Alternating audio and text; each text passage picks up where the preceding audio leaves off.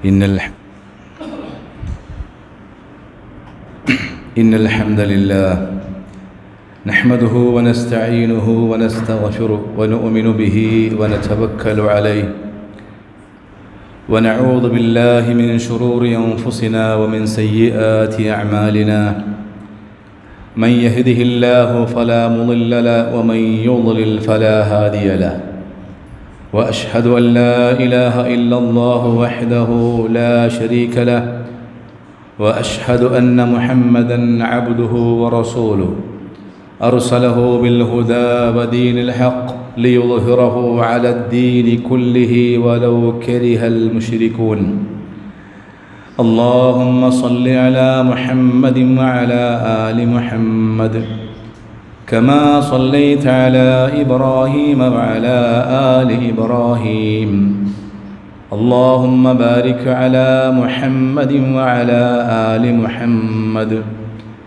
كما باركت على إبراهيم وعلى آل إبراهيم إنك حميد مجيد إن أريد إلا الإصلاح ما استطعت وما توفيقي إلا بالله عليه توكلت وإليه أنيب رب اشرح لي صدري ويسر لي أمري واحلل عقدة من لساني يفقهوا قولي أما بعد فإن خير الحديث كتاب الله وخير الهدي هدي محمد صلى الله عليه وسلم وشر الأمور محدثاتها وكل محدثة بدعة وكل بدعة ضلالة وكل ضلالة في النار أيها الناس أوصيكم وإياي بنفسي أولا بتقوى الله أعوذ بالله السميع العليم من الشيطان الرجيم يا أيها الذين آمنوا اتقوا الله حق تقاته ولا تموتن إلا وأنتم مسلمون بسم الله الرحمن الرحيم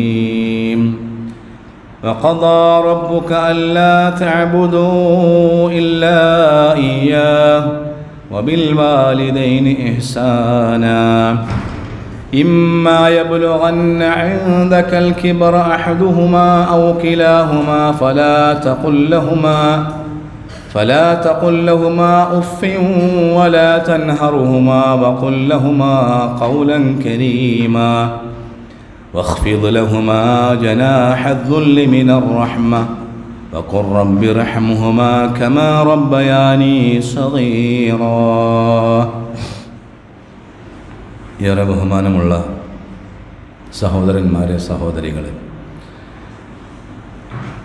അല്ലാഹു സുബ്ഹാനഹു വ തആലയുടെ ഉത്കൃഷ്ടദാസന്മാരായി കഴിച്ചുകൂട്ടുവാനും അന്ത്യസമയം ലാ ഇലാഹ ഇല്ലല്ലാഹ് എന്ന കലിമത്തു തൗഹീദ് ഉച്ചരിച്ചുകൊണ്ട് ഈ ലോകത്ത് നിന്ന് വിട പറയാനും തുണക്കുന്ന പ്രവർത്തനങ്ങളിൽ ശ്രദ്ധിക്കണമെന്ന് ആദ്യം സ്വന്തം നഫ്സിനോടും അതോടൊപ്പം നിങ്ങൾ ഓരോരുത്തരോടും വസിയത്ത് ചെയ്യുകയാണ്, ഉപദേശിക്കുകയാണ്.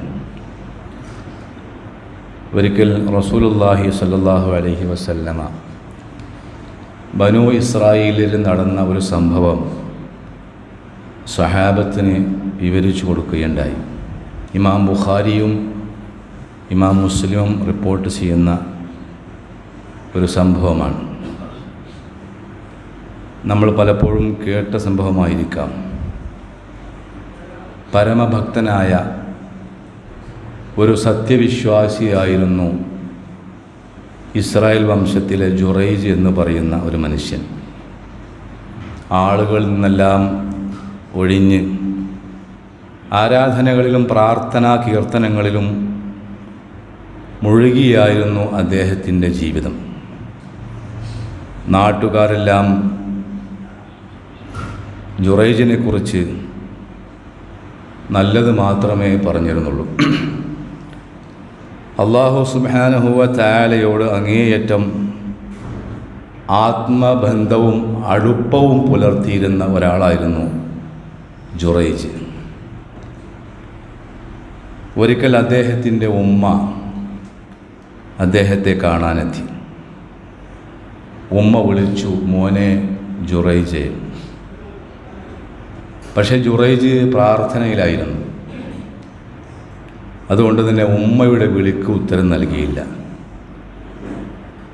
വിഷമത്തോടുകൂടി ആ ഉമ്മ തിരിച്ചു പോവുകയാണ്. പിറ്റേ ദിവസവും ആ ഉമ്മ വന്നു, മകൻ്റെ ആശ്രമത്തിൽ വന്ന് വിളിച്ചു, മോനെ ജുറൈജ്. പക്ഷെ അപ്പോഴും ജുറൈജ് പ്രാർത്ഥനയിലായിരുന്നു, ആരാധനാ കർമ്മത്തിലായിരുന്നു. മൂന്നാമത്തെ ദിവസവും ആ ഉമ്മ വന്നു. പക്ഷേ ആദ്യത്തെ 2 അനുഭവവും ആ ഉമ്മാക്കുണ്ടായി. ആ സമയത്ത് മൂന്നാമതും വന്നു വിളിച്ചപ്പോൾ ജുറൈജ് ചിന്തിച്ചു, ഞാൻ പ്രാർത്ഥനയിൽ മുഴുകണോ അതോ എൻ്റെ ഉമ്മയുടെ വിളിക്ക് ഉത്തരം നൽകണോ? പക്ഷേ വിളിക്ക് ഉത്തരം നൽകിയില്ല. വാർദ്ധക്യത്തിൻ്റെ അവശതകളോടെ മകൻ്റെ വിവരങ്ങളറിയാൻ ആ കൊച്ചു മണ്ഡപത്തിലെത്തിയ ഉമ്മ, ആ ഉമ്മയെ ആ പുത്രൻ വീണ്ടും അവഗണിച്ചു വിട്ടു. ആ സമയത്ത് ഹൃദയമറിഞ്ഞുകൊണ്ട് ആ ഉമ്മ ഒരു പ്രാർത്ഥന പ്രാർത്ഥിക്കുകയാണ്. ഈ ഇരിക്കുന്ന നമ്മിലൊക്കെ ഉമ്മമാരുള്ള ആളുകളുണ്ടാവും. ആ ഉമ്മ പ്രാർത്ഥിക്കുകയാണ്, അല്ലാഹുവേ, വൃത്തികെട്ട ഒരു പെണ്ണിനാലെ നീ ഇവന് പേരുദോഷം വരുത്തിക്കണേ. ആ ഉമ്മയുടെ പ്രാർത്ഥന അല്ലാഹു സ്വീകരിച്ചു. ആ നാട്ടിൽ അവിഹിത ബന്ധത്തിലൂടെ പണം സമ്പാദിക്കുന്ന ഒരു വേശ്യയായ ഒരു സ്ത്രീ ഉണ്ടായിരുന്നു. അവൾ ഈ ജുറൈജിനെ വശീകരിക്കാൻ തീരുമാനിച്ചു. പരമഭക്തനായ ജുറൈജ് അവളുടെ സൗന്ദര്യത്തിൽ അവൻ്റെ ഭക്തി അലിഞ്ഞു പോകുമെന്ന് അവർ ജനങ്ങളോട് പറഞ്ഞു നടന്നു. ഒരു ദിവസം അവൾ ഉടുത്തൊരുങ്ങി ആഭരണങ്ങൾ അണിഞ്ഞ് ജുറൈജിൻ്റെ മണ്ഡപത്തിലെത്തി. പ്രാർത്ഥനാ നിർഭരമായ ആ ജീവിതത്തെ മലിനമാക്കാൻ അവൾ കഴിവിൻ്റെ പരമാവധി ശ്രമിച്ചു. പക്ഷേ ജുറൈജ് അവളെ ഒന്ന് തിരിഞ്ഞു നോക്കുക പോലും ചെയ്തില്ല. തൻ്റെ ലക്ഷ്യം കാണാതെ വന്നപ്പോൾ ദൂരെയുള്ള ഒരു ആട്ടിടയനുമായി അവൾ ശാരീരികമായി ബന്ധം പുലർത്തി. പിന്നെ അവൾ ഗർഭിണിയായി, പ്രസവിച്ചു. അങ്ങനെ പ്രസവിച്ചപ്പോൾ അവൾ നാടാകെ പറഞ്ഞു പരത്തി, ഈ കുട്ടിയുടെ പിതാവ് ജുറൈജാണ്. അവളുടെ പ്രചാരണം എല്ലാവരും വിശ്വസിച്ചു. നാട്ടുകാരെല്ലാവരും ജുറൈജിൻ്റെ മണ്ഡപത്തിലേക്ക് ഓടി വന്നു, മണ്ഡപം നശിപ്പിച്ചു. ജുറൈജിനെ മൃഗീയമായി മർദ്ദിച്ചു. ആ സമയത്ത് നിരപരാധിയായ ജുറൈജ് ചോദിച്ചു, എന്താണ് സംഭവം? അപ്പോൾ ആളുകൾ വിശദീകരിച്ചു കൊടുത്തു. അപ്പോൾ ജുറൈജ് പറഞ്ഞു, നിങ്ങൾ ആ കുട്ടിയെ എനിക്കൊന്ന് കാണിച്ചു തരണം. ജുറൈജിൻ്റെ ആവശ്യപ്രകാരം ആ കുട്ടിയെ ജുറൈജിൻ്റെ അടുത്തേക്ക് കൊണ്ടുവരികയാണ്. ആ സമയത്ത് ജുറൈജ് പറഞ്ഞു, എനിക്ക് 2 റക്അത്ത് നമസ്കരിക്കാൻ സമയം വേണം. നമസ്കാരം കഴിഞ്ഞ് മോണ കാട്ടി ചിരിക്കാൻ മാത്രം കഴിവുള്ള, കൈകൾ ഉയർത്തി കരയാൻ മാത്രം പ്രായമുള്ള ആ കുട്ടിയുടെ മുഖത്തേക്ക് നോക്കി ചോദിച്ചു, മോനെ, നിൻ്റെ പിതാവ് ആരാണ്?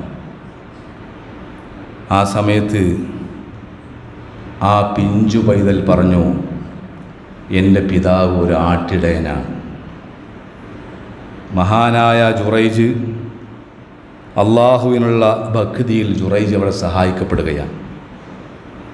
അങ്ങനെ ജുറൈജിൻ്റെ തകർത്തെറിഞ്ഞ ആ കതിർമണ്ഡപം, ആ മണ്ഡപം ജനങ്ങൾ പറഞ്ഞു, ഞങ്ങൾ സ്വർണത്തിൻ്റെ ഒരു മണ്ഡപം താങ്കൾക്ക് നിർമ്മിച്ചു തരാം. ജുറൈജ് പറഞ്ഞു, വേണ്ട, എനിക്ക് എൻ്റെ പഴയ ഓലമേഞ്ഞ മണ്ഡപം മതി. സഹോദരന്മാരെ, അള്ളാഹുമായുള്ള ബന്ധം എത്ര നന്നാക്കിയാലും ഉമ്മയോടുള്ള ബന്ധത്തിൽ പതർച്ച വന്നാൽ, മാതാപിതാക്കളോടുള്ള ബന്ധത്തിൽ പതർച്ച വന്നാൽ എത്ര ഉന്നതനാണെങ്കിലും ഉഴലുമെന്നാണ് ഈ ചരിത്രം പഠിപ്പിക്കുന്നത്. ഞാൻ ഈ ചരിത്ര സംഭവം ആകുമായി സൂചിപ്പിച്ചത് കഴിഞ്ഞ ഏതാനും ദിവസങ്ങൾക്ക് മുമ്പ് നമ്മളൊക്കെ കേട്ട ഒരു കൊലപാതക വാർത്തയുണ്ട്. മയക്കുമരുന്നിനടിമയായ ഒരു ചെറുപ്പക്കാരൻ തലക്ക് ട്യൂമർ ബാധിച്ച ഒരു ഉമ്മയെ നിഷ്കരുണം കൊലപ്പെടുത്തി എന്നുള്ളതാണ്. നമ്മളൊക്കെ ആ വാർത്ത കണ്ടവരാണ്, വായിച്ചറിഞ്ഞവരാണ്. ആ സ്ത്രീയുടെ മൃതദേഹം പോസ്റ്റ്മോർട്ടം ചെയ്യുന്ന ഡോക്ടർമാർ പോലും അന്തം വിട്ടുപോയിന. കഴുത്ത് മുറിയാൻ ഈ വെറും ഒരു ഈള് മാത്രമേ ബാക്കിയുള്ളൂ. എന്നിട്ട് ആ ചെറുപ്പക്കാരൻ നാട്ടുകാരോട് പറഞ്ഞത് ജന്മം നൽകിയതിനുള്ള ശിക്ഷ ഞാൻ നടപ്പാക്കിയെന്നാണ്. എൻ്റെ മുന്നിലിരിക്കുന്ന മക്കൾ ശ്രദ്ധിക്കുക, ഇവിടെ എന്താണ് സംഭവിച്ചത്? ലഹരി ഉണ്ടാക്കുന്ന ഭീകരത. ആ ലഹരി ഉണ്ടാക്കുന്ന ഭീകരതയുടെ കടുപ്പം ചിന്തിച്ചു നോക്കാണ്. അത്രക്കും സ്വന്തം മാതാവിനെ പോലും തിരിച്ചറിയാൻ പറ്റാത്ത രൂപത്തിൽ. സഹോദരങ്ങൾ, എന്താണ് ചെയ്യുക? സ്കൂളിലേക്ക് പോകുന്ന കുട്ടികൾ തിരിച്ചു വരുന്നത് വരെ മാതാപിതാക്കൾക്ക് ഭയമാണ്. പലപ്പോഴും കുട്ടികളെ കാണുമ്പോൾ നമ്മൾ ഈ പല ചരിത്രങ്ങളും പറയാറുണ്ട്. മക്കളെ, ലഹരി മാഫിയ നിങ്ങളെയാണ് നോട്ടം വിട്ടിരിക്കുന്നത്. എന്ത് ചെയ്യാൻ കഴിയും നമുക്ക്? ഒന്നാമതായി നമ്മൾ ചെയ്യേണ്ടത് ലഹരിക്കെതിരെയുള്ള അതിശക്തമായ പോരാട്ടം, ബോധവൽക്കരണം. അതോടൊപ്പം നമ്മുടെ മക്കളെ നമ്മൾ എപ്പോഴും ശ്രദ്ധിച്ചുകൊണ്ടിരിക്കണം. നിങ്ങളാ രംഗൊന്ന് ആലോചിച്ച് നോക്കൂ. നിങ്ങൾ ഈ പാവപ്പെട്ട ഉമ്മയെ ആ മകൻ കറുത്തറുത്ത് കൊല്ലുക എന്ന് പറഞ്ഞാൽ എവിടെ പോയി? അപ്പോൾ നമ്മുടെ മക്കളുടെ അവരുടെ സ്വഭാവം, അവരുടെ സംസാരം, ഇതിലൊക്കെ എന്തെങ്കിലും സംശയം തോന്നിയാൽ നമ്മൾ പെട്ടെന്ന് ഇടപെട്ടിട്ടില്ല എങ്കിൽ, ഇപ്പോൾ സത്യത്തിൽ എനിക്കൊക്കെ ഇങ്ങനെ ഓർമ്മ വരികയാണ്. മുതിർന്ന മക്കളുള്ള രക്ഷിതാക്കൾക്ക് കിടന്നുറങ്ങാൻ പേടിയായിരിക്കാൻ ചിലപ്പോൾ. നല്ല മൂർച്ചയുള്ള കൊടുവാളുണ്ടെങ്കിൽ ആ വീട്ടിലുണ്ടെങ്കിൽ പേടിയാണ്. കാരണം എപ്പോഴാണ് മാറുന്നറിയില്ലോ. കാരണം ഈ മക്കളുടെ കോലറിയില്ല. അതുകൊണ്ട് സഹോദരന്മാരെ, നമ്മുടെ മക്കളുമായി നിരന്തരം ബന്ധം പുലർത്തിക്കോളി. വിശ്വാസികളെ വിളിച്ചുകൊണ്ട് അല്ലാഹ് പറഞ്ഞു, യാ അയ്യുഹല്ലദീന ആമനു ഇന്ന മിൻ അസ്വാജിക്കും ഔലാദിക്കും അദുവ്വൻ ലക്കും. നിങ്ങൾക്ക് നിങ്ങളുടെ മക്കളിലും ഭാര്യമാരും ശത്രുക്കളുണ്ട്. ഫഹ്ദറുഹും, അതുകൊണ്ട് സൂക്ഷിച്ചോളി എന്നാണ് പറഞ്ഞത്. അപ്പോൾ ഒന്നാമതായി നമ്മുടെ മക്കൾ ഈ വക ലഹരിക്കടിമപ്പെടുന്നോ എപ്പോഴും ശ്രദ്ധിക്കണം. അതോടൊപ്പം തന്നെ ആരാണ് ഉമ്മ, ആരാണ് ഉപ്പ എന്ന് നമ്മുടെ മക്കളെ നിരന്തരമായി ആരാണെന്ന് പറഞ്ഞുകൊണ്ടിരിക്കണം. അതുമായി ബന്ധപ്പെട്ട ചരിത്രം നമ്മുടെ മക്കൾക്ക് പറഞ്ഞു കൊടുക്കണം. അല്ലാഹു സുബ്ഹാനഹു വ തആല, ഞാനിത് വീണ്ടും വീണ്ടും ഇതൊക്കെ നമ്മൾ കേട്ട വിഷയമാണ്. വീണ്ടും വീണ്ടും ഓർമ്മിപ്പിക്കുന്ന എന്ത് വെച്ച് കഴിഞ്ഞാൽ, അല്ലാഹു സുബ്ഹാനഹു വ തആല ഈ മാതാപിതാക്കളുമായുള്ള ബന്ധത്തെക്കുറിച്ച് ഒരുപാട് സ്ഥലങ്ങളിൽ ആവർത്തിച്ച് പറയുന്നുണ്ട്. അപ്പം അതിന് ഗൗരവമാണത്. പലപ്പോഴും മറന്നുപോകണം. വവസ്സൈനൽ ഇൻസാന ബിവാലിദൈഹി, മനുഷ്യർക്ക് അവരുടെ മാതാപിതാക്കളെ കുറിച്ച് നാം ഇതാ വസിയത്ത് നൽകുകയാണ്. അള്ളാഹിൻ്റെ വസിയത്താണ്. എന്താ? ബിവാലിദൈനി ഇഹ്സാന, മാതാപിതാക്കൾക്ക് നന്മ ചെയ്യണം, മക്കളോട് പറയാം. എന്നിട്ട് അതിൻ്റെ രൂപരേഖ പറയാം. ഹമലതുഹു ഉമ്മുഹു വഹ്നൻ അലാ വഹ്ൻ, ക്ഷീണത്തിനു ക്ഷീണമേൽ സഹിച്ചുകൊണ്ടാണ് അവൻ്റെ മാതാവ് അവന് ഗർഭം ചുമന്നത്. വഫിസാലുഹു ഫി ആമൈൻ, അവൻ്റെ മുലകുടി നിർത്തുന്ന പ്രായമാകട്ടെ 2 വർഷമാണ്. എന്നിട്ട് അല്ലാഹ് പറയാ, അനിഷ്കുർലി വലിവാലിദൈക്. എന്താണ് ആ വാക്ക്? അനിഷ്കുർലി. അതുകൊണ്ട് മനുഷ്യ, നീ എനിക്ക് നന്ദി ചെയ്യണം, എന്നോട് ശുക്ർ കാണിക്കണം. എന്നിട്ടോ ഉടനെ പറഞ്ഞു വലിവാലിദൈക്, നിന്റെ മാതാപിതാക്കളോടും. എന്താണ് ആ വാക്ക്? നമുക്ക് ഗൗരവം അറിയട്ടെ. മഹാനായ ഇബ്നു അബ്ബാസ് റളിയല്ലാഹു തആല അൻഹു ഒരിക്കൽ പറയുകയുണ്ടായി, അല്ലാഹു സുബ്ഹാനഹു വ തആല 3 ആയത്തുകളെ പരസ്പരം കോർത്തിണക്കിയിട്ട് ഇറക്കിയിട്ടുള്ളത്, പരസ്പരം കൂട്ടിഘടിപ്പിച്ചിട്ടാണ്. അതിൽ ഒന്ന് ശരിയാകണമെങ്കിൽ മറ്റതും ചെയ്യണം. ഏതാണ് ആയത്തുകൾ? അഖിമിസ് സ്വലാത്ത വ ആതുസ് സകാത്ത്. അഖീമുസ് സ്വലാ വ ആതുസ് സകാത്ത്. കണ്ടോ, നമസ്കാരത്തെക്കുറിച്ച് പറഞ്ഞ ഉടനെ തന്നെ സക്കാത്തിനെ കുറിച്ച് പറഞ്ഞു. വമൻ സ്വല്ലാ വലം യുസക്കി, ഒരാൾ കൃത്യമായി നമസ്കരിക്കും, അള്ളാഹുവിൻ്റെ ഭവനത്തിൽ വന്നുകൊണ്ട് കൃത്യമായി ഫർള് നമസ്കാരങ്ങളും സുന്നത്ത് നമസ്കാരങ്ങളും പിന്നീടുള്ള മറ്റുള്ള തഹജ്ജുദ് നമസ്കാരം ഒക്കെ നിർവഹിക്കും. പക്ഷേ വലം യുസക്കി, അവൻ സക്കാത്ത് കൊടുക്കണില്ല. ലം യുഖ്ബൽ മിൻഹു, ഗൗരവമുള്ളതാണ്. എങ്കിൽ അവൻ്റെ നമസ്കാരം അള്ളാഹ്ക്ക് വേണ്ട, അള്ളാഹ് സ്വീകരിക്കൂല എന്ന് പറഞ്ഞു. രണ്ടാമത്തെ എന്താ? അഥീഉല്ലാഹ വ അഥീഉർ റസൂൽ, നിങ്ങൾ അള്ളാഹുവിനെ അനുസരിക്കണം, പ്രവാചകനെ അനുസരിക്കണം. മൻ അതാഅ അല്ലാഹ് വലം യുതിഇർ റസൂൽ, ഒരാൾ അള്ളാഹുവിൻ്റെ കൽപ്പനകൾ പൂർണ്ണമായി അനുസരിക്കുന്നു, പക്ഷേ പ്രവാചകൻ്റെ കൽപ്പനകൾ ധിക്കരിക്കുന്നു, അള്ളാഹ് പറയാം എനിക്ക് വേണ്ട ആ അനുസരണം. മൂന്നാമത് പറയാം അനിഷ്കുർലി വലിവാലിദൈക്, അനിഷ്കുർലി വലിവാലിദൈക് വമൻ ശക്കറല്ലാഹ് വലം യഷ്കുർ ലിവാലിദൈഹി, ഒരാൾ അള്ളാഹുവിനോട് പൂർണ്ണമായി നന്ദി കാണിക്കുന്നു, ശുക്ർ കാണിക്കുന്നു, പക്ഷേ മാതാപിതാക്കൾ അവഗണിക്കുന്നു. അള്ളാഹ് പറയാ ആ ശുക്ർ എനിക്ക് വേണ്ട. അപ്പോൾ ആലോചിച്ച് നോക്കൂ നിങ്ങൾ. മാത്രമല്ല വഖളാ റബ്ബുക അല്ലാ തഅബുദു ഇല്ലാ ഇയ്യാ, അള്ളാഹുവിൻ്റെ വിധിയാണ്, അള്ളാഹ് കൽപ്പിച്ചിരിക്കണം. എന്താണ്? പടച്ച റബ്ബിനെ അല്ലാതെ ആരാധിക്കാൻ പാടില്ല. എന്നിട്ട് പറഞ്ഞെന്താ? നമസ്കരിക്കണം എന്നാ പറഞ്ഞത്, സക്കാത്ത് കൊടുക്കണം എന്നാ. വബിൽ വാലിദൈനി ഇഹ്സാന, മാതാപിതാക്കൾക്ക് നന്മ ചെയ്യണം, ഇഹ്സാൻ ചെയ്യണം.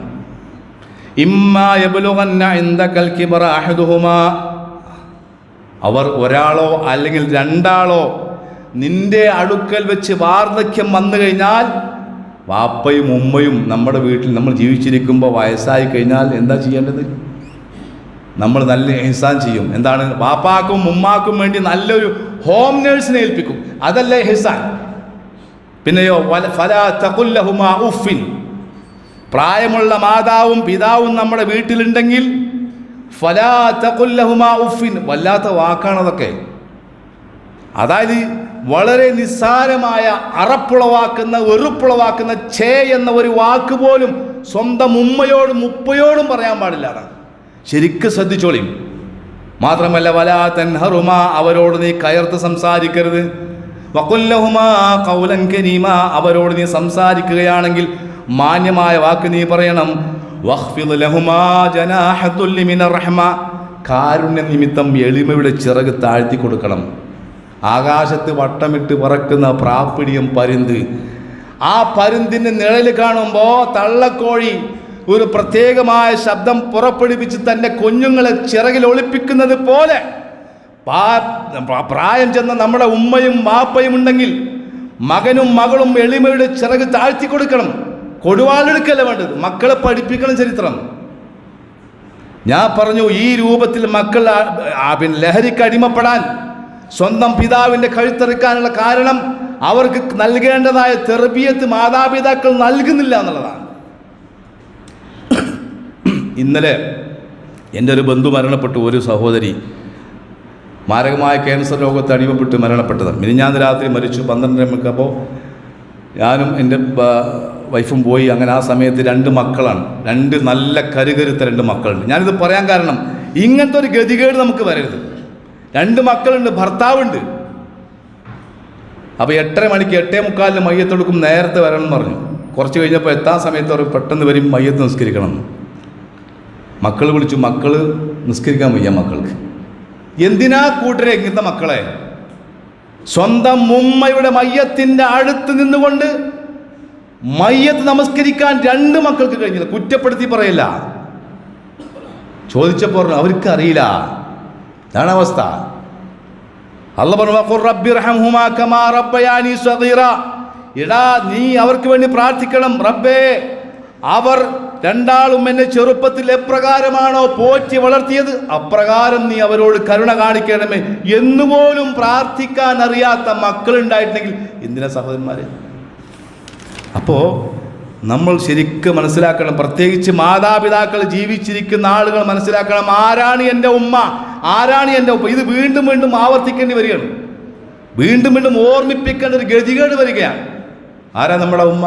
നമ്മുടെ വാപ്പാര നമ്മുടെ ജന്മത്തിന് കാരണമായവരാണ്, നമുക്ക് വേണ്ടി കൊതിയോടെ കാത്തിരുന്നവർ, നമുക്ക് പേരിട്ടവർ, നമ്മെ താലോലിച്ചവർ, നമ്മുടെ ഓരോ ചലനവും ജാഗ്രതയോടെ നിരീക്ഷിച്ചവർ, അലിവിൻ്റെ പേമാരിയായി നമ്മിൽ പെയ്തിറങ്ങിയവർ, കണ്ണിന് കാഴ്ച പോയാലും കാതിന് കേൾവി കുറഞ്ഞാലും ഉമ്മറപ്പടിയിലെത്തുമ്പോൾ നമ്മെ തിരിച്ചറിയും. നമ്മുടെ ശബ്ദം കേൾക്കുമ്പോൾ എൻ്റെ കുട്ടിയാണ് അവരെന്ന് നമ്മുടെ ഉമ്മ തിരിച്ചറിയും, നമ്മുടെ വാപ്പ തിരിച്ചറിയും. മാത്രമല്ല നമ്മുടെ ഉയർച്ചയിൽ ഏറ്റവും അധികം സന്തോഷിച്ചവരാണ്, അതുപോലെ തന്നെ നമ്മുടെ തളർച്ചയിൽ അങ്ങേയറ്റം ദുഃഖിച്ചവരാണ്. നമ്മുടെ വളർച്ചയുടെ പിന്നിൽ കരുത്തായി നിന്നവരാണ് നമ്മുടെ ഉമ്മയും നമ്മുടെ ഉപ്പയും. സഹോദരങ്ങളെ, പറഞ്ഞാൽ തീരൂല. ഇതൊക്കെ നമ്മുടെ മക്കൾ കേൾപ്പിക്കണം. ഇതാണ് നമ്മുടെ ഉമ്മയും ഉപ്പയും. നിങ്ങൾക്കറിയുമോ, മഹാനായ റസൂലുള്ളാഹി സ്വല്ലല്ലാഹു അലൈഹി വസല്ലമ ഇസ്രാ മെഹറാജ് യാത്ര പോയി. ആ സമയത്ത് മെഹറാജ് യാത്രയിൽ സ്വർഗത്തിൽ നിന്ന് വളരെ മനോഹരമായി വിശുദ്ധ ഖുർആൻ പാരായണം ചെയ്ത് കേൾക്കുകയാണ്. റസൂലുള്ളാഹി സ്വല്ലല്ലാഹു അലൈഹി വസല്ലമ ചോദിച്ചു, കൂടെയുള്ള ജിബ്രീൽ അലൈഹി സ്വലാത്തു വസ്സലാം, ആരാണ് ഇത്ര മനോഹരമായ ശബ്ദത്തിൻ്റെ ഉടമ? ആരാണ്? അതും എവിടെ നിന്നാ? സ്വർഗത്തിൽ നിന്നാണ്. ആ സമയത്ത് ജിബ്രീൽ അലൈഹി സ്വലാത്തു വസ്സലാം പറഞ്ഞു, റസൂലേ, അത് ഹാരിസത്ത് ഇബ്നു നുഅ്മാൻ റളിയല്ലാഹു അൻഹു. നമുക്ക് സ്വർഗത്തിൽ പ്രവേശിച്ചു എന്ന് മാത്രമല്ല, ആ സ്വർഗത്തിൽ വെച്ച് ഇത്ര നല്ല കർമ്മം ചെയ്യാൻ അദ്ദേഹത്തിന് സാധിച്ചു. നബി സല്ലല്ലാഹു അലൈഹി വസല്ലമ മെഹറാജ് യാത്ര കഴിഞ്ഞ് വന്ന് അതിനെക്കുറിച്ച് സ്വഹാബത്തിന് വിവരിച്ചു കൊടുക്കുകയാണ്. എന്തുകൊണ്ട് ഹാരിസത്ത് ഇബ്നു നുഅ്മാൻ റളിയല്ലാഹു അൻഹുവിന് ഈ പ്രവൃത്തി ചെയ്യാൻ സ്വർഗത്തിൽ വെച്ച് സാധിച്ചു?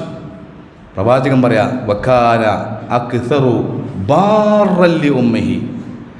അദ്ദേഹം തൻ്റെ ഉമ്മയോട് അങ്ങേയറ്റം പുണ്യം ചെയ്യുന്നവനായിരുന്നു, കരുണ ചെയ്യുന്നവനായിരുന്നു.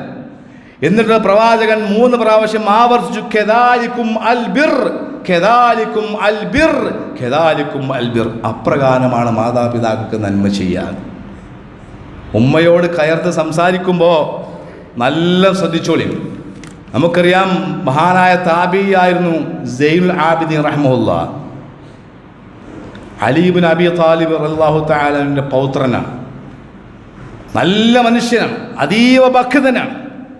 പക്ഷേ അദ്ദേഹം ജീവിതത്തിൽ ഒരിക്കൽ പോലും തൻ്റെ പ്രിയപ്പെട്ട ഉമ്മയുടെ കൂടെ ഇരുന്ന് ഭക്ഷണം കഴിച്ചിട്ടില്ല.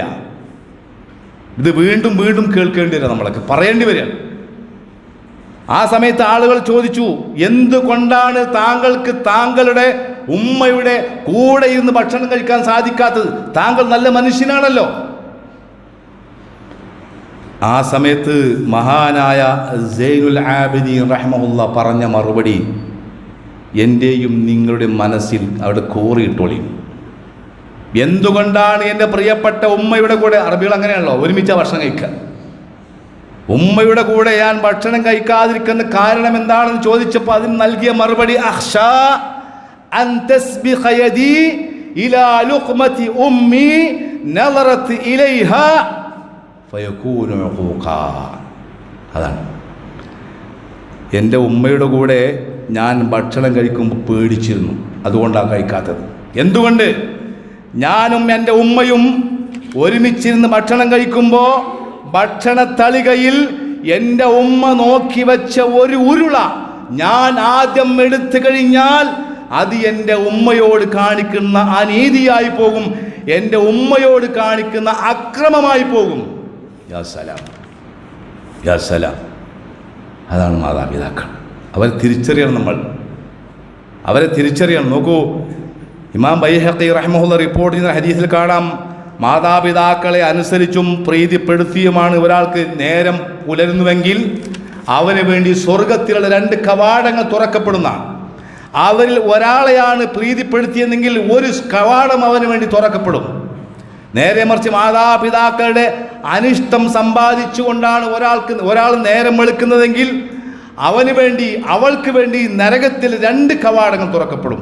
അതിൽ ഒരാളെയാണ് പ്രകോപിച്ചതെങ്കിൽ നരകത്തിൽ ഒരു കവാടം തുറക്കപ്പെടും. ശരിക്കും ശ്രദ്ധിച്ചോളി. നമ്മളെത്ര മുത്തക്കിയായിട്ടും കാര്യമില്ല, നമ്മുടെ ഉമ്മയുടെയും ബാപ്പയുടെയും അവസ്ഥ നാം മനസ്സിലാക്കണം. നിങ്ങൾക്കറിയോ, മഹാനായ റസൂൽ കരീം സല്ലല്ലാഹു അലൈഹി വസല്ലമ പിന്നെ ജയറാനയിൽ, മക്കയിൽ നിന്ന് കുറച്ചകലെയുള്ള ജയറാനയിൽ മാംസം വിതരണം ചെയ്യാൻ, ആ മാംസം വിതരണം ചെയ്യുന്നതിനിടയ്ക്ക് ഒരു പാവപ്പെട്ട വൃദ്ധയായ ഒരു സ്ത്രീ അവിടെ വരികയാണ്. സ്വഹാബത്തും കൂടെയുണ്ട്. അങ്ങനെ ഈ വൃദ്ധയായ സ്ത്രീയെ കണ്ടപ്പോൾ നബി സല്ലല്ലാഹു അലൈഹി വസല്ലമ തൻ്റെ തോളിൽ ഇട്ടിരുന്ന ഉത്തിരീയം അങ്ങോട്ട് വിരിച്ചു കൊടുത്തു. എന്നിട്ട് അവരോട് അവിടെ ഇരിക്കാൻ പറഞ്ഞു. സ്വഹാബത്തിന് അത്ഭുതമായി. എന്താപ്പത്? കാരണം അവർക്ക് പരിചയമില്ല. അപ്പോൾ സ്വഹാബത്ത് ചോദിച്ചു, ആരാണ് റസൂലേ അത്? അവരെ ഒരുപാട് പരിചരിക്കുക റസൂലുള്ള. അപ്പോൾ റസൂലുള്ള പറയാ, അത് എനിക്ക് അമ്മിഞ്ഞം പാല് തന്ന സ്ത്രീയാണ്. സ്വന്തം ഉമ്മയല്ല, പ്രവാചകൻ സല്ലല്ലാഹു അലൈഹി വസല്ലമക്ക് അമ്മിഞ്ഞപ്പാല് നൽകിയ ആ ഉമ്മക്ക്, ആ സ്ത്രീക്ക് റസൂലുള്ളാഹി സ്വല്ലല്ലാഹു അലൈഹി വസല്ലമ നൽകിയ ആദരവാണ്. ശരിക്കും മനസ്സിൽ കോറിയിട്ടോളി. നബി സല്ലല്ലാഹു അലൈഹി വസല്ലമ അബവാ എന്ന സ്ഥലത്തുകൂടെ നടന്നു പോകുമ്പോൾ പ്രവാചകൻ അറിയാം എൻ്റെ ഉമ്മയുടെ ഖബർ അവിടെയാണ്, അബവാ എന്ന സ്ഥലത്ത്. അപ്പോൾ നബി സല്ലല്ലാഹു അലൈഹി വസല്ലമക്ക് ഭയങ്കര ആഗ്രഹം ഉമ്മയുടെ ഖബറൊന്ന് സന്ദർശിക്കണം. അല്ല, നമ്മളൊക്കെ ഉമ്മാനെയും ബാപ്പാനെയും ഖബർസ്ഥാനിലാക്കി തിരിഞ്ഞു നോക്കാത്ത മക്കളുണ്ട്. സമയമില്ല മക്കൾക്ക്. ആ സമയത്ത് അള്ളാഹുവിൻ്റെ പ്രവാചകൻ സല്ലല്ലാഹു അലൈഹി വസല്ലമ പടച്ച റബ്ബിനോട് സമ്മതം ചോദിക്കുകയാണ്, റബ്ബേ എനിക്കെൻ്റെ ഉമ്മയുടെ ഖബറൊന്ന് സന്ദർശിക്കണം. അള്ളാഹു സുബ്ഹാനഹു വ തആല അനുവാദം കൊടുക്കുകയാണ് ഉമ്മയുടെ ഖബർ സന്ദർശിക്കാൻ. നബി സല്ലല്ലാഹു അലൈഹി വസല്ലമ ഉമ്മയുടെ ഖബറിൻ്റെ അടുത്ത് പോയി അവിടെ ഇരിക്കണം. ഇരുന്നിട്ട് പ്രവാചകൻ സല്ലല്ലാഹു അലൈഹി വസല്ലമ ഏങ്ങലടിച്ച് കരയാണ്. നോക്കൂ, നമ്മളെ ഉമ്മയെയും വാപ്പയെയും മറവ് ചെയ്ത ഖബർസ്ഥാനിൻ്റെ പരിസരത്തുകൂടെ വേഗതയിൽ വണ്ടി ഓടിച്ചു പോകും. ഒന്ന് നമ്മുടെ ഉമ്മയുടെ ഖബറിൻ്റെ അടുത്ത് ചെന്ന് നിൽക്കാൻ, സ്വന്തം പ്രിയപ്പെട്ട പിതാവിൻ്റെ ഖബറിൻ്റെ അടുത്ത് ചെന്ന് നിൽക്കാൻ സമയമില്ല, തിരക്കാണ് നമുക്ക്, ഒന്ന് കരയാൻ സമയമില്ല. സഹോദരങ്ങളെ, പറഞ്ഞാൽ തീരൂല. അതുകൊണ്ട് ശരിക്കും ശ്രദ്ധിക്കുക, നമ്മളെ ഉമ്മയാരാണ്, ഉപ്പയാരാണ് നിങ്ങൾ മനസ്സിലാക്കൂ. അതായത് മഹാനായ റസൂൽ കരീം സല്ലല്ലാഹു അലൈഹി വസല്ലം പറയാൻ, പിന്നെ ഒരു മനുഷ്യൻ, കൂടുതലും കർമ്മം ചെയ്യാത്തൊരു മനുഷ്യൻ, പക്ഷേ ആ മനുഷ്യൻ തൻ്റെ ഉമ്മയെ വല്ലാതെ സ്നേഹിച്ചു, ആ ഉമ്മക്ക് വേണ്ട എല്ലാ സൗകര്യങ്ങളും ചെയ്തു കൊടുത്തു. അങ്ങനെ ഉമ്മയെ സ്നേഹിച്ച ഒരു മനുഷ്യൻ സ്വർഗത്തിൽ പോയി എന്നാണ് പറഞ്ഞത്. അപ്പോൾ ഈ ശബ്ദം കേൾക്കുന്ന മക്കൾ, മാതാപിതാക്കൾ ജീവിച്ചിരിക്കുന്ന ഒന്ന് നല്ല ശ്രദ്ധിച്ചോളിയും. അപ്പോൾ പ്രവാചകൻ സല്ലല്ലാഹു അലൈഹി വസല്ലം കരഞ്ഞതുപോലെ നമുക്ക് നമ്മുടെ ഉമ്മയുടെ ഖബറിനടുത്ത് പോയി കരയാൻ കഴിയണം. നിങ്ങൾക്കറിയില്ലേ, ഉവൈസുൽ ഖർനി, യമനിലെ ഒരു മനുഷ്യൻ നബി സല്ലല്ലാഹു അലൈഹി വസല്ലം ജീവിച്ചിരിക്കുമ്പോൾ പറഞ്ഞു, ഉവൈസ് വന്നു കഴിഞ്ഞാൽ നിങ്ങൾ അവനെ കൊണ്ട് പ്രാർത്ഥിപ്പിക്കണം. ഉവൈസ് പ്രവാചകൻ കണ്ടിട്ടില്ല. ഉവൈസ് ഇബ്നു ആമിറുൽ ഖർനി എന്ന പേര്. അബൂബക്കർ സിദ്ദീഖ് പ്രവാചകൻ സല്ലല്ലാഹു അലൈഹി വസല്ലം വഫാത്തിന് ശേഷം ഇസ്ലാമിൻ്റെ ഖിലാഫത്ത് അബൂബക്കർ സിദ്ദീഖ് ഏറ്റെടുത്തു. ഇവരിങ്ങനെ അന്വേഷിക്കാൻ എവിടെ ഈ മനുഷ്യൻ. അവസാനം ഉമർ ഖത്താബിൻ്റെ കാലത്താണ് വന്നത്. ഒരു യാത്രാ സംഘം വന്നപ്പോൾ ചോദിച്ചു, ഇതിൽ ഉവൈസ് ഉണ്ടോ? കണ്ടു. ആ സമയത്ത് മഹാനായ ഖലീഫ ഉമർ ബിൻ ഖത്താബ് പറയാൻ, ഉവൈസ് താങ്കൾക്ക് വേണ്ടി, ഞങ്ങൾക്ക് വേണ്ടി താങ്കൾ പ്രാർത്ഥിക്കണം. കാരണം റസൂൽ പറഞ്ഞു, ഉവൈസിനെ എവിടെ കണ്ടാലും അദ്ദേഹത്തോട് നിങ്ങൾ പ്രാർത്ഥിക്കാൻ വേണ്ടി പറയാം. കാരണം അദ്ദേഹത്തിൻ്റെ പ്രാർത്ഥന അല്ലാഹു സ്വീകരിക്കും. നമ്മളൊക്കെ പറയില്ലേ, ചില ആൾക്കാരെ കണ്ടാൽ നിങ്ങൾ ദുആ ചെയ്യാൻ കേട്ടോ. അതേപോലെ എന്താ പ്രശ്നം? ഉവൈസ് പ്രാർത്ഥിച്ചാൽ ആ പ്രാർത്ഥന അല്ലാഹു അപ്പം സ്വീകരിക്കും. കാരണം തൻ്റെ മാതാപിതാക്കളോട്, തൻ്റെ ഉമ്മയോട് അങ്ങേയറ്റം സ്നേഹവും കാരുണ്യവും വാത്സല്യവും പുലർത്തുന്ന ഒരാളായിരുന്നു. അതുകൊണ്ട് ബഹുമാനമുള്ള സഹോദരങ്ങളെ, ഈ രൂപത്തിലുള്ള സംഭവങ്ങൾ കാണുമ്പോൾ ഈ ചരിത്രം നമ്മുടെ മനസ്സിൽ ഓടി വരണം. നമ്മളെത്ര വലുതായാലും, നമ്മുടെ ഉമ്മയും വാപ്പയും എത്ര മോശമായാലും അവരാണ് നമ്മുടെ ഉമ്മയും ഉപ്പയും. നമുക്ക് വേണ്ടി ജീവിച്ചവരാണവർ. നമ്മുടെ ഉമ്മയും ഉപ്പയും നമുക്ക് വേണ്ടി ജീവിച്ചവരാണ്. അവർക്ക് വേണ്ടി കുറച്ചെങ്കിലും ജീവിക്കാൻ നമുക്ക് സാധിക്കണം. അല്ലാഹു സുബ്ഹാനഹു വ തആല അത് നമുക്ക് ഏവർക്കും തൗഫീഖ് നൽകി അനുഗ്രഹിക്കുമാറാവട്ടെ.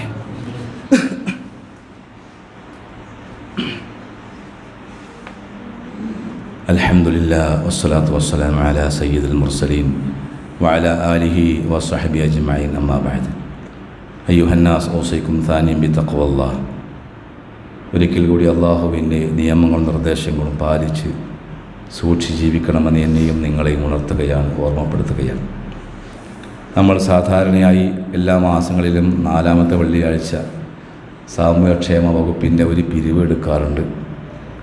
ഒരു 4 ദിവസം മുമ്പ് 46 വയസ്സുള്ള ഒരു ചെറുപ്പക്കാരൻ, നല്ല ആരോഗ്യവാനായ ചെറുപ്പക്കാരനെ കാണുകയുണ്ടായി. 10-17 വർഷം സൗദി അറേബ്യയിൽ ജോലി ചെയ്തൊരു ചെറുപ്പക്കാരൻ. പക്ഷേ പെട്ടെന്നാണ് അദ്ദേഹത്തിൻ്റെ 2 കിഡ്നിയും നഷ്ടപ്പെട്ടതേ അറിയുന്നത്. 2 കിഡ്നി. നല്ല ആരോഗ്യമുള്ള ചെറുപ്പക്കാരൻ. അവനുമായി കുറേ നേരം സംസാരിച്ചു. അങ്ങനെ ഡയാലിസിസ് നടന്നുകൊണ്ടിരിക്കുകയാണ്.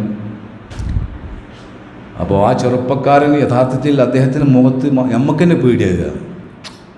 കാരണം 2 കിഡ്നി നഷ്ടപ്പെട്ടെന്ന് പൂർണ്ണമായി ഡോക്ടർമാർ വിധി എഴുതിയതാണ്. ഞാനത് പറയാൻ കാരണം സഹോദരന്മാരെ, നമ്മൾ ഈ 4-ാമത്തെ വെള്ളിയാഴ്ച പിരിക്കുന്ന ഈ കാശ് ഇതുപോലെ ഇപ്പം നമ്മുടെയൊക്കെ നാട്ടിൽ ഡയാലിസിസ് സെൻ്റർ എല്ലാ നാട്ടിലുണ്ട്. അപ്പോൾ അതുകൊണ്ട് എന്ത് ചെയ്യാറ്, ഇത്തരം രോഗങ്ങളെ തൊട്ട് ഇതൊരു പരീക്ഷണമാണ്. നമുക്ക് ഈ സാധനം ഉണ്ടാകുമ്പോൾ നമുക്കിന് വില അറിയില്ല. അവസാനം അദ്ദേഹത്തിൻ്റെ ഭാര്യ കൊടുക്കാമെന്ന് ഏറ്റിട്ടുണ്ട്. പക്ഷേ എന്നിരുന്നാലും നിങ്ങൾ ആലോചിച്ച് പോയി, ഈ സാധനത്തിൻ്റെ വില നമുക്കറിയില്ല. അപ്പോൾ നമ്മൾ എപ്പോഴും, ഞാൻ പലപ്പോഴും പറയുന്നത്, പടച്ചവനോട് ദുആ ചെയ്യുക. ചെറിയ പ്രാർത്ഥന, അല്ലാഹുമ്മ ആഫിനി ഫി ബദനി, അല്ലാഹുമ്മ ആഫിനി ഫി സമഇ. എല്ലാവർക്കും അറിയാം. അല്ലാഹുമ്മ ആഫിനി ഫി ബസരി. പടച്ചവനെ, നീ എൻ്റെ ശരീരത്തിന് ആഫിയത്ത് നൽകണം. ഈ ആഫിയത്ത് നഷ്ടപ്പെട്ട് കഴിഞ്ഞാൽ കഴിഞ്ഞു കഥ. എൻ്റെ കേൾവിക്ക് ആഫിയത്ത് വേണം, എൻ്റെ കാഴ്ചക്ക് ആഫിയത്ത് വേണം. ഞാൻ പറഞ്ഞു വന്നത്, ഇങ്ങനെ ഒരുപാട് രോഗങ്ങൾക്ക് അടിമപ്പെട്ട ആളുകൾക്ക് വേണ്ടി സഹായിക്കാൻ വേണ്ടി. ഇപ്പം നമ്മുടെ ഈ പ്രദേശത്ത്, ഈ കാഞ്ഞിരമുക്ക് പ്രദേശത്ത് തന്നെ ഇഷ്ടം പോലെ ആളുകളുണ്ട്. നമ്മൾ അന്വേഷിക്കാനായിട്ടാണ്, ഒരുപാട് ആളുകളുണ്ട്. നമ്മൾ മറ്റുള്ള നാടുകളിലേക്ക് ഈ കാശ് ഇങ്ങനെ വിതരണം ചെയ്യുമ്പോൾ സഹോദരൻ, നമ്മുടെ നാട് നോക്കണ്ടേ. നമ്മൾ 2 കണ്ണും കാണാത്ത ചെറുപ്പക്കാരുണ്ട്. 2 കണ്ണും കാണാത്ത, കണ്ണുണ്ട് കാണാത്ത. നമ്മൾ അന്വേഷിക്കണം. കാരണം അതൊരു പരീക്ഷണമാണ്. നമ്മുടെ അടുത്ത് സമ്പത്തുണ്ടെങ്കിൽ അത് മറ്റുള്ള ആളുകൾക്ക് വിതരണം ചെയ്യുന്നതിന് മുമ്പ് നമ്മുടെ നാട് നോക്കണ്ടേ. നമ്മളിവിടെ പിരിക്കുന്ന കാശൊക്കെ അങ്ങനെ ഏകദേശം അങ്ങനെ ചെയ്യുന്നത്. ഇപ്പം ഇന്ന് പിരിക്കാൻ വേണ്ടി ഓർമ്മപ്പെടുത്തിയ ആൾ പറഞ്ഞു ഇത് ഇന്ന ആളുകളൊക്കെ ഉണ്ട്, നമ്മളറിയില്ല. നമ്മൾ കൂസലായി നടക്കും. പക്ഷെ നമുക്ക് പോകുമ്പോഴാണ് പ്രശ്നം. ഇതൊന്നും ദേഷ്യപ്പെട്ടുകൊണ്ട് പറയല്ല. അപ്പോൾ എപ്പോഴും ദുആ ചെയ്തോളി. കാരണം നമ്മുടെ ഈമാൻ തകരും. കാരണം കിഡ്നി നഷ്ടപ്പെട്ടു എന്ന് പറഞ്ഞാൽ പിന്നെ മരണം ഇങ്ങനെ കാണുകയാണ്. ഇവ മാറ്റി വെച്ചാൽ തന്നെ അതിന് ഒരു സമയമുണ്ട്.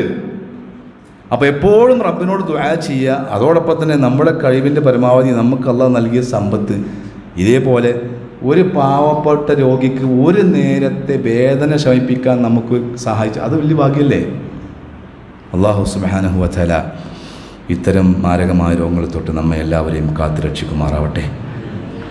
അർഹമർ റഹീമീന റബ്ബേ, ഞങ്ങൾ ചെയ്തു പോയ എല്ലാ തെറ്റുകളും കുറ്റങ്ങളും അല്ലാഹുവേ നീ ഞങ്ങൾക്ക് വിട്ട് പുറത്ത് മാപ്പാക്കി തരണേ റഹ്മാനെ. റഹ്മാനായ റബ്ബേ, മരണപ്പെട്ടു പോയ ഞങ്ങളുടെ ഉപ്പ, ഞങ്ങളുടെ ഉമ്മ, ഞങ്ങളുടെ അരുമ സന്താനങ്ങൾ, അല്ലാഹുവേ നീ എല്ലാവർക്കും മഗ്ഫിറത്തും റഹ്മത്തും നൽകി അനുഗ്രഹിക്കണേ റഹ്മാനെ. അവരുടെ ഖബർ നീ സ്വർഗ്ഗത്തിലെ ഒരു ചോപ്പാക്കി മാറ്റണേ അല്ലാഹുവേ. ഒരുപാട് ആളുകൾ രോഗത്തിൻ്റെ പിടുത്തത്തിലാണ്. അർഹമർ റഹീമീന റബ്ബേ, ആ സഹോദരിമാരുടെ രോഗം പരിപൂർണമായി നീ ശിഫ നൽകി അനുഗ്രഹിക്കണേ റഹ്മാനെ. മാരകമായ രോഗങ്ങളെ തൊട്ടും കീറി മുറിക്കുന്ന രോഗങ്ങളെ തൊട്ടും അല്ലാഹുവേ നീ ഞങ്ങളെല്ലാവരെയും കാത്തുരക്ഷിക്കണേ റഹ്മാനെ. മരിക്കുന്ന സമയത്ത് ലാ ഇലാഹ ഇല്ലല്ലാഹ് എന്ന് ചൊല്ലി മരിക്കുന്ന സൗഭാഗ്യവാന്മാരിൽ നീ ഞങ്ങളെ ഉൾപ്പെടുത്തി അനുഗ്രഹിക്കണേ റഹ്മാനെ. അല്ലാഹുമ്മ യഗ്ഫിർ ലിൽ മുഅ്മിനീന വൽ മുഅ്മിനാത്ത് വൽ മുസ്ലിമീന വൽ മുസ്ലിമാത്ത് അൽ അഹ്യാഇ മിൻഹും വൽ അംവാത്ത്. اللهم أعز الإسلام والمسلمين وأذل الشرك والمشركين. ربنا آتنا في الدنيا حسنة وفي الآخرة حسنة وقنا عذاب النار. وآخر دعوانا أن الحمد لله رب العالمين وصلى الله على نبينا محمد.